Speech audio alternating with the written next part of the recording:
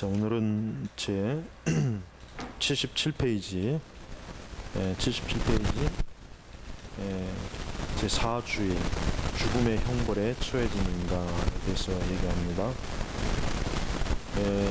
우리 기독교 교리 중에 형벌의 교리는 정말 지금 시대에는 좀처럼 어디에서도 들어보기가 힘든 그 교리가 되었습니다. 설교에서도 그렇고 뭐 성경 공부에서도 그렇고 어디에서도 이 형벌이라고 하는 걸 말을 자체를 들어보기가 힘들어요. 사실 형벌이라는 말 자체가 사실 누구나 다 이런 말을 좋아하기는 어렵죠.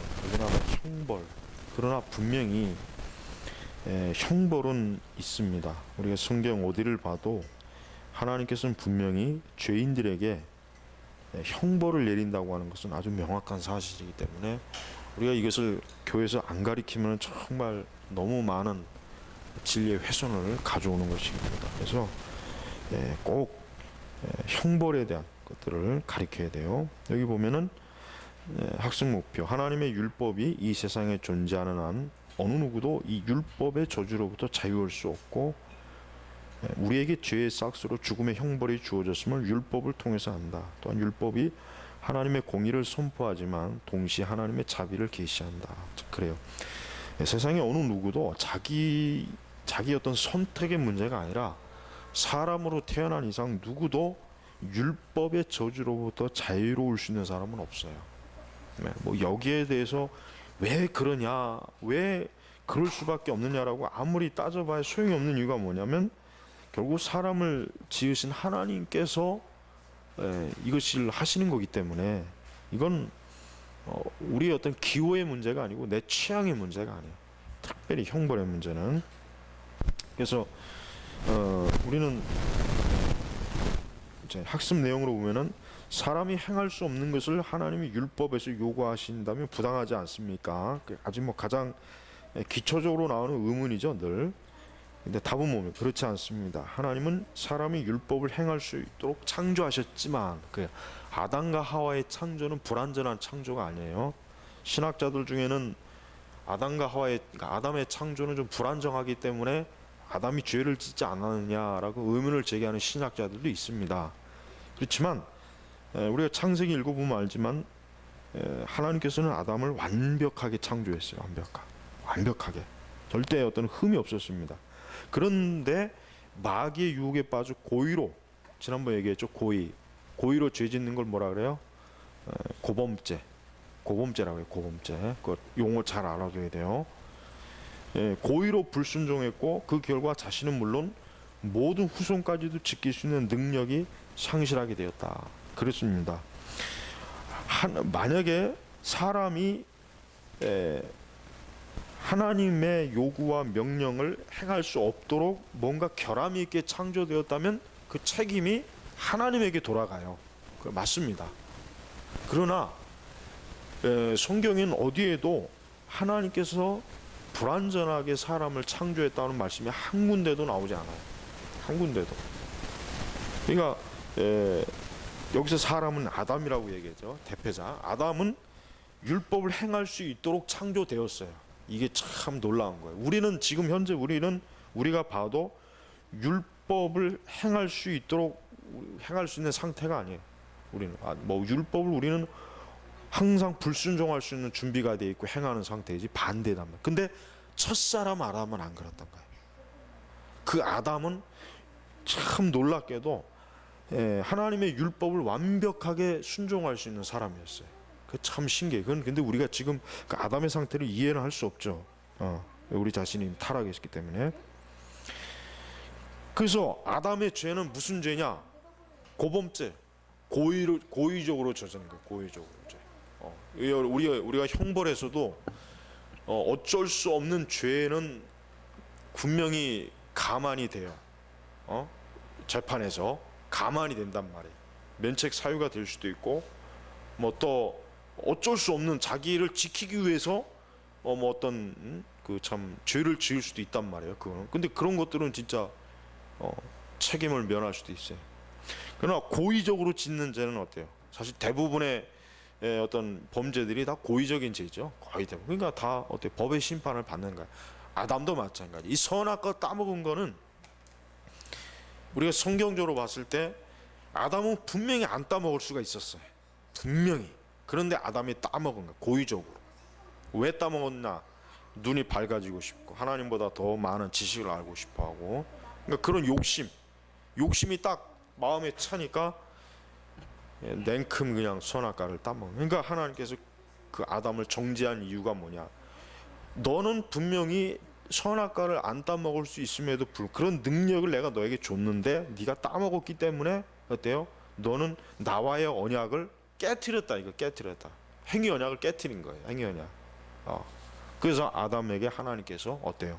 형벌을 내리신 이유가 이건 타당한 거예요. 그러니까 하나님 편에서는 전혀 잘못이 없는 거예요. 그러니까 법적으로 따져도 하나님은 조금도 책임이 없어요. 누구한테 다 책임이 가냐? 아담에게 책임이 가는 거예요. 아담에게. 그러니까 아담은 입이 10개라도 100개라도 할 말이 없는 거예요, 사실은. 자, 10번째 신문. 하나님은 그런 불순종과 반역을 벌하지 않은 채 그냥 두시겠습니까? 예, 아주 중요한 질문입니다. 결코 그렇지 않습니다. 왜 그렇습니까? 우선은 하나님은 공의로우신 하나님이죠. 하나님 공의로우신 거예요. 그러니까 하나님은 공의로우신 분이기 때문에 그 죄를 없는 것처럼 덮어둘 수가 없어요. 하나님은 절대. 하나님은 여기 이제 하나님은 우리가 실제로 짓는 죄는 물론 우리의 원죄에 대해서도 극도로 싫어하십니다. 왜 그러냐? 하나님은 공의로운 분이기 때문에. 자, 하나님은 누구든지 율법책에 기록된 대로 모든 일을 항상 행하지 아니하는 자는 저주 아래 있는 자라. 이미 갈라디아서 3장 10절에 이 말씀이 나와 있죠. 그러니까 하나님께서 요구하시는 인간의 도덕적 명령을 인간이 불순종한다면 하나님은 거기에 대해서 반드시 그것에 대한 공의로운 심판을 해야 돼요. 그렇게 하지 않을 경우는 어떻게 되겠습니까? 하나님이 불의한 분이 돼버려요. 하나님. 그럼 과연 하나님이 불의한 분이 될 수 있겠는가? 될 수 없죠. 하나님은 공의로우신 분이에요. 공의. 우리가 하나님의 속성 중에 하나님의 공의가 있죠. 하나님의 속성 중에 공의가 있어요. 공의가 있단 말이에요. 그래서 우리가 이 공의로운 하나님 앞에 오늘 우리 신약 성도들도 알아야 될 게 있습니다. 신약 성도들도 그러면은 하나님의 공의의 대상입니까? 했을 때 우리가 어떻게 봐야 됩니까? 우리가 공의의 대상이라고 딱 여겨야 돼요. 이거를 잘 모르는 분들이 있더라고요. 이제는 그리스도를 믿으니까 우리가 하나님의 공의에서 제외된 것이 아닙니까? 하는데 그렇지 않습니다. 우리가 그리스도를 믿는 것 자체가 하나님의 공의예요. 근데 우리가 하나님께서 우리 신약 성도들이 공의로 대하지 않으면은 사실 그게 더 위험한 거예요.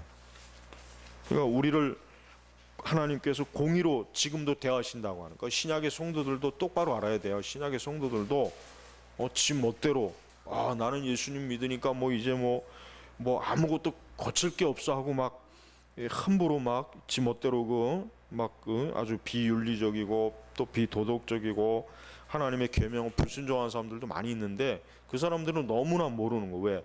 하나님의 공의는 반드시 신자들에게도 반드시 주어진다. 이거를 반드시 알고 있어야 돼요. 그래서 오늘날 신자들도 하나님께서 말씀하신 것에 계명에 불순종하면 어떻게 되겠습니까? 하나님이 반드시 책망하거나 그 대가를 딱 하나님께서 지불하게 만드는.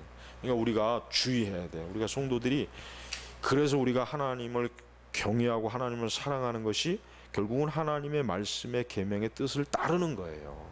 이건 행위가 아니에요. 이건 행위 복음이 아니란 말이에요. 그러니까 우리가 여기서 좀 예전에 한참 전에도 몇 번 얘기했지만 예수 그리스도가 우리의 주와 구주와 예수님이 나의 구원자와 주인이 되셔야 된단 말이에요. 단순히 구원자만 되시면 안 되는 거예요. 예수님은 나를 구원만 하시는 분이지 이제 내가 그를 주인으로 섬길 필요는 없다. 이런 아주 교묘하게 둘 사이를 분리한 그런 논쟁들이 예전에 많이 있었어요. 바로 그것 때문에 존 메가더가 그 로드십에 관한 그 책을 쓴 이유가 바로 그것입니다. 예수님은 우리의 구원자가 되시면서 주인이 돼야 돼요. 꼭 주인이 되는 건 뭐예요? 우리가 그 주인에게 복종해야 돼요. 순종해야 돼요. 따라야 돼요. 만약에 그 주인에게 복종하지 않고 순종하지 않는 사람은 역시 예수님이 그에게 구원자가 될 수가 없는 거예요. 이거 아주 중요합니다. 왜냐하면 지금도 은연중에 어떤 목회자나 설교자들은 예수님께서 우리의 구주가 되셨기 때문에 우리는 이제 된 것이다, 끝이다, 전부다, 그렇게 은연중에 설교하는 사람들이 꽤 많아요. 지금도 그렇지 않습니다. 예수님은 우리의 주인이어야 돼. 우리가 주인으로 받아들여야 돼. 그러니까 나는 구원만 받았으니까 이제 됐다 이것이 아니라 끝까지 어떻습니까? 우리가 그리스도를 온전히 쫓아야 돼요. 그러니까 오늘 아까 오후에 설교한 그 본문도 바로 거기에 대한 증거 본문이 되는 것입니다. 세 번째, 그런데 하나님은 또한 자비로우신 분이지 않습니까? 그렇죠. 하나님은 자비롭죠. 그렇습니다. 하나님은 공의와 자비를 가지고 계신 분이에요. 자, 하나님의 공의는 지극히 높은 하나님 위엄에 대항하여 지은 죄에 대해 가장 엄중한 형벌, 즉 몸과 영혼의 영원한 형벌을 요구합니다. 영원한 형벌, 몸과 영혼이에요. 몸과, 우리가 이걸 알아야 돼요. 지옥은 몸과 영혼이 가는 거예요. 영혼만 가는 게 아니에요. 왜? 악인도 부활하거든. 악인도 부활의 몸을 입잔 말이에요.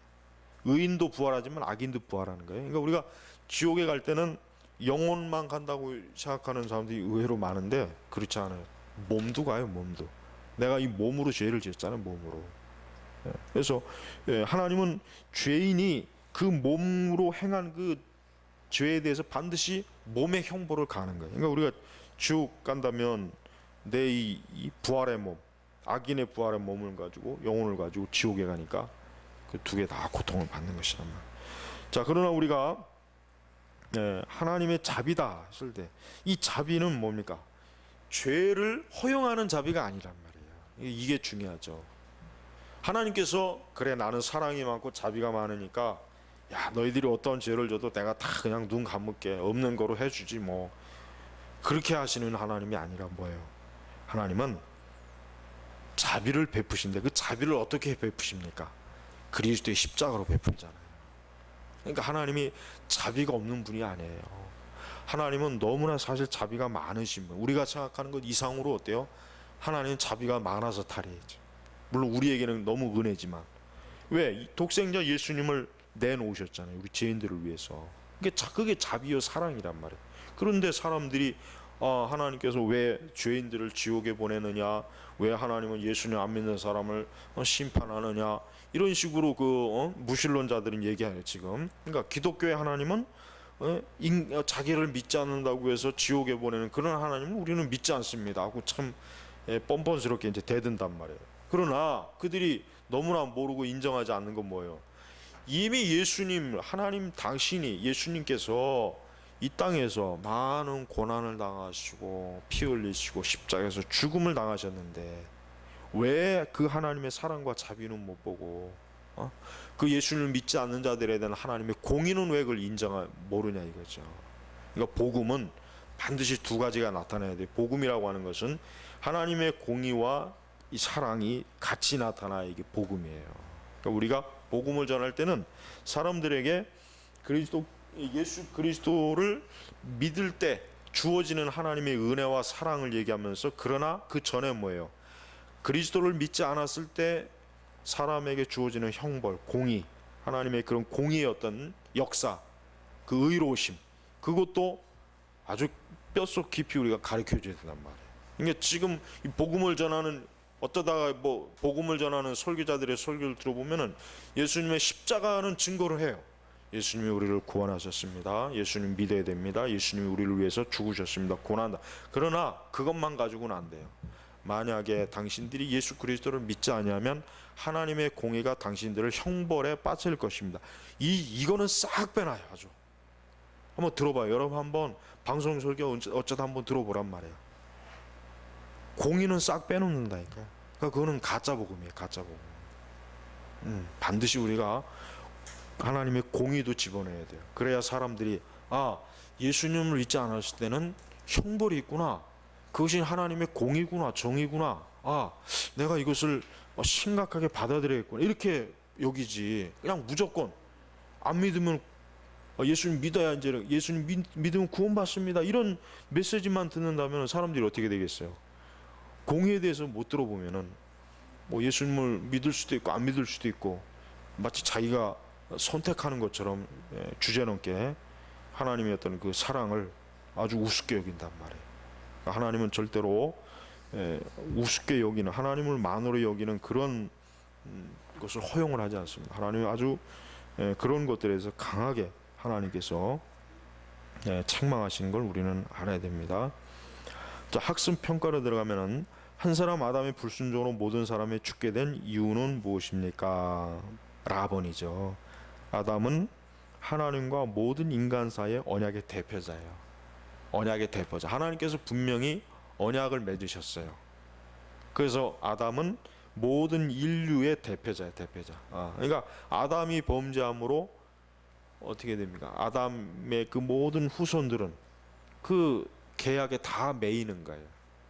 그러니까 하나님께서 아담을 통해서 전 인류와 계약을 했다고 하는 걸 우리는 알아야 됩니다. 자, 하나님의 심판에 대한 옳지 않은 것은 무엇입니까? 가번.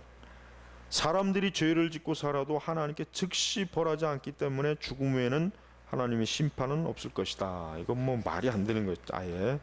자, 하나님의 심판에 대한 거 옳은 것은 뭡니까? 옳다는 하나님의 심판은 공정하다, 그렇죠? 공의롭다. 죄 사함을 받지 못한 사람들은 영원한 형벌을 당한다. 그렇습니다. 사람들은 누구나 이 세상에서 죽음의 형벌을 당한다. 그렇습니다. 죽음의 형벌을 당합니다. 그렇죠. 세상에서 죽음의 형벌을 당하지 않은 사람은 누굽니까? 엘리야, 에녹과 엘리야잖아요. 이 사람들은 참 특이하게도 죽음이라고 하는 형벌을 맛을 보지 않았어요.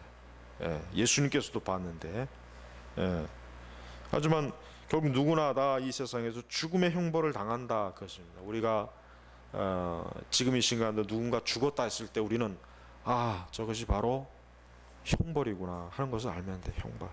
근데 이 형벌이 참 비참하죠. 하지만 우리 성도에게는 뭐가 있겠습니까? 부활의 소망이 있잖아요. 그러니까 우리 성도는 사실 죽음이 엄밀히 얘기하면 우리에게는 형벌이 아니에요. 사실 천국으로 들어가는 사실은 과정일 뿐이지.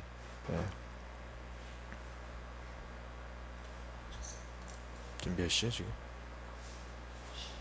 15분? 자, 그러면은 오늘은 여기까지 할게요. 자, 기도하겠습니다. 하나님 아버지 감사합니다. 오늘 하이델베르크 요리문답 공부를 저희가 하면서 하나님의 공의와 형벌 이것이 얼마나 이 복음에 있어서 중요한지를 저희가 살펴봤습니다. 아버지, 이 중요한 성경의 교리가 항상 우리의 신앙의 중심 뼈대가 되어서 우리의 신앙이 무너지거나 어리석은 길로 흩어지지 않도록 인도하여 주시옵소서. 감사하며 예수님의 이름으로 기도 올렸습니다. 아멘.